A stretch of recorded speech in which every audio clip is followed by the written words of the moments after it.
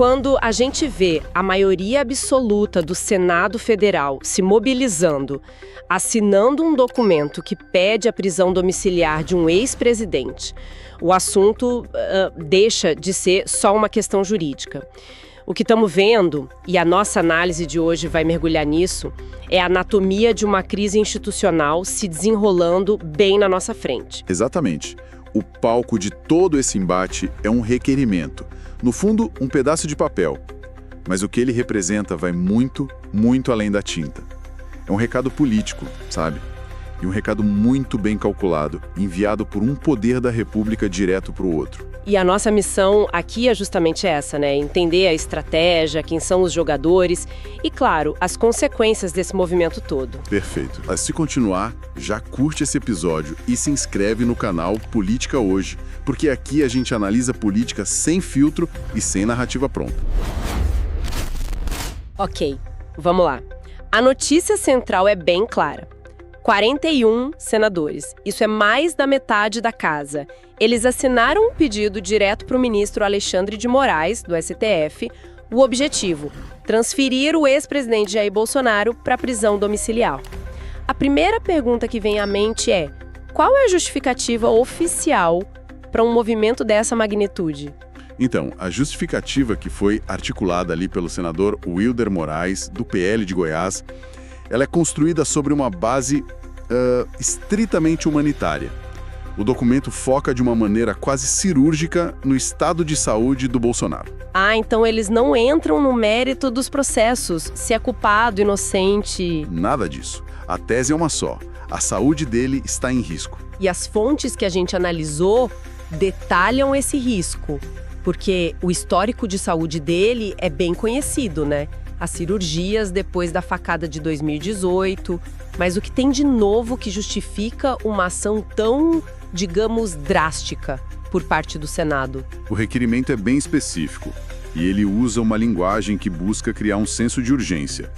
Ele cita textualmente crises convulsivas e procedimentos médicos recentes. A argumentação central é que a estrutura da Polícia Federal em Brasília, onde ele está, não seria adequada para lidar com emergências médicas desse tipo.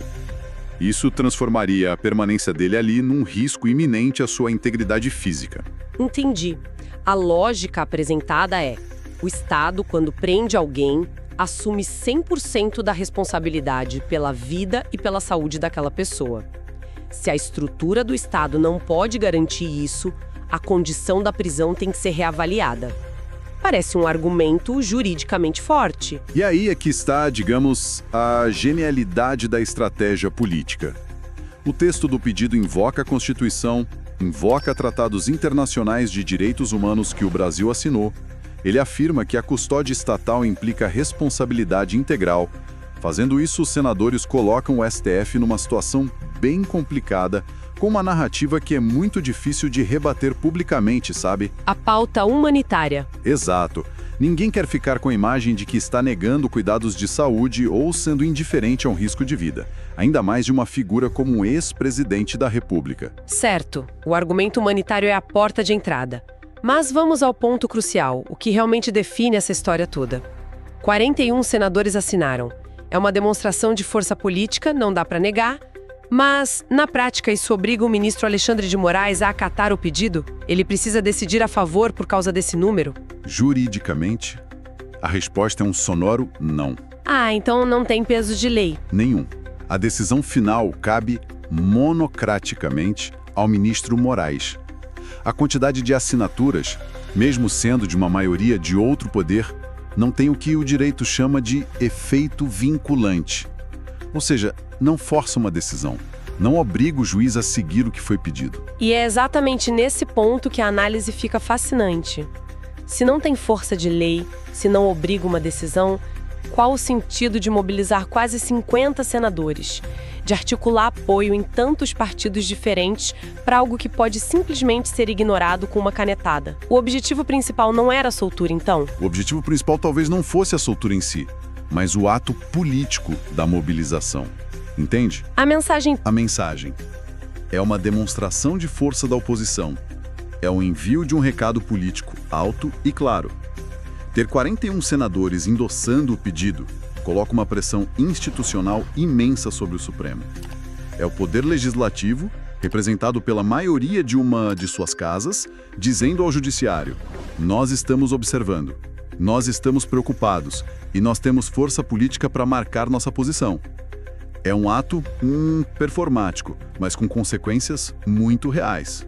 E essa performance ganha ainda mais peso quando a gente olha quem são os atores. Eu esperaria ver a lista cheia de nomes do PL, o núcleo duro do bolsonarismo, o que seria natural. Mas o que me surpreende na análise das fontes é a amplitude dessa coalizão. Quem mais está nesse barco? E essa é talvez a informação mais relevante de todo o caso. A lista mostra uma capacidade de articulação da oposição que muita gente em Brasília subestimava. Claro, a espinha dorsal é o PL.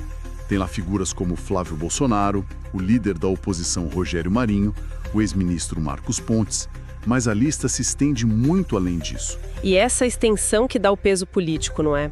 Ver nomes de outros partidos, com outros históricos. Exatamente. A gente vê figuras de peso do progressistas, como Ciro Nogueira, que foi ministro-chefe da Casa Civil, e a Tereza Cristina, ex-ministra da Agricultura. Vemos o ex-vice-presidente Hamilton Mourão, do Republicanos, mas o que realmente chama a atenção e que muda o patamar da discussão é a adesão de senadores de partidos que nem são da base original do bolsonarismo. Como, por exemplo, União Brasil, que tem ministros no governo atual, mas aparece com nomes assinando o pedido. Isso é muito significativo? Precisamente. E a assinatura do Sérgio Moro, do União Brasil, é talvez o elemento mais simbólico de todos. E ele não está sozinho no partido. O Efraim Filho também assina.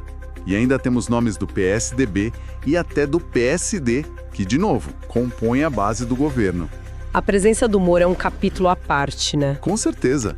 Ela amplifica a mensagem para um público de centro-direita que talvez não se identifique com o bolsonarismo raiz, mas que compartilha uma visão bem crítica sobre as decisões do judiciário. Então, essa diversidade de assinaturas nos diz muito. O que une figuras tão diferentes como um Flávio Bolsonaro e um Sérgio Moro no mesmo documento? É convicção na pauta humanitária? É oportunismo político? É um medo de se indispor com a base conservadora? Ou é algo maior? É uma combinação de tudo isso, com certeza. Mas o que une todos eles é um denominador comum: o antagonismo a certas decisões do STF e, em especial, do ministro Alexandre de Moraes. Para alguns, é uma defesa genuína do líder político. Para outros, como o Moro, é uma forma de se posicionar contra o que eles percebem como o excesso de poder do judiciário, uma pauta que ele mesmo abraça. E para um terceiro grupo, é um cálculo político já pensando em 2026, mostrando de que lado eles vão estar. O pedido por Bolsonaro vira um catalisador que une diferentes vertentes da oposição sob uma única bandeira. Isso nos leva direto ao destinatário do recado, o Supremo Tribunal Federal. Com esse documento em mãos, endossado pela maioria do Senado, o ministro Moraes fica numa posição extremamente delicada, uma verdadeira sinuca de bico. Sem dúvida alguma, não existe uma saída fácil ou sem custo político para ele. Se ele negar o pedido, vai ser imediatamente acusado de ignorar um apelo humanitário chancelado por outro poder. Isso alimenta a narrativa de autoritarismo, de um judiciário que não dialoga, que é insensível. A imagem dele e do tribunal sofre um desgaste. Por outro lado, se ele conceder a prisão domiciliar... Aí o problema muda de lado. Se ele conceder, vai ser visto pelo outro lado do espectro político como alguém que cedeu à pressão da oposição. A mensagem seria: basta o Congresso se mobilizar para que o STF recue. Isso poderia ser interpretado como um sinal de fraqueza e abriria um precedente perigoso para futuras pressões. Qualquer que seja a decisão, a tensão entre os poderes sobe de nível. É impressionante pensar que um único documento pode carregar tanto peso e tensionar de forma tão aguda as relações entre dois poderes da República. E claro, é impossível não olhar para tudo isso sem pensar no futuro, nas articulações para 2026 que já estão acontecendo a todo vapor nos bastidores de Brasília. Sim, cada movimento em Brasília hoje é uma peça se movendo no tabuleiro de 2026. E este é um movimento estratégico fundamental por 3 razões. Primeiro, ele mantém Jair Bolsonaro como a figura central do debate político, mesmo detido. Ele continua sendo o eixo gravitacional em torno do qual a oposição se organiza. solidifica sua imagem de mártir ou de perseguido político para sua base. Segundo, como a gente já falou, unifica a oposição, né? Exato. Unifica essa oposição, que é muito diversa, em torno de uma causa comum e emocionalmente poderosa. Defender a saúde e os direitos do seu líder é um grito de guerra muito mais eficaz do que uma pauta econômica abstrata, por exemplo. E por fim, o terceiro ponto. O requerimento funciona como um termômetro. Uma lista de chamadas, sabe? Uma forma de medir a lealdade e a força do campo político. Perfeitamente. Cada assinatura nesse documento é um senador se posicionando, mostrando de que lado está e qual sua disposição para o confronto com o governo e com o judiciário.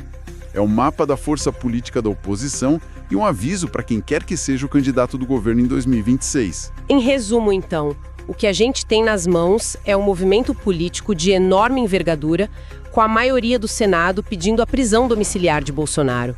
O argumento oficial é a saúde dele, o risco à sua vida. Um movimento que, embora não tenha poder legal para forçar uma decisão judicial, cria um confronto institucional indireto e de altíssima voltagem entre o legislativo e o judiciário, e coloca o ministro Alexandre de Moraes sob uma pressão política sem precedentes. E o resultado inevitável disso tudo é o aprofundamento do clima de polarização. A corda que já estava esticada fica ainda mais tensa.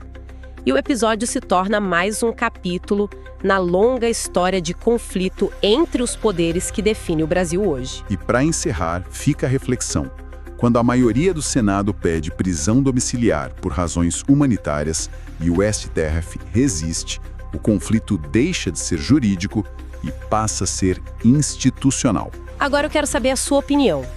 Você acha que Jair Bolsonaro deveria cumprir prisão domiciliar por razões humanitárias?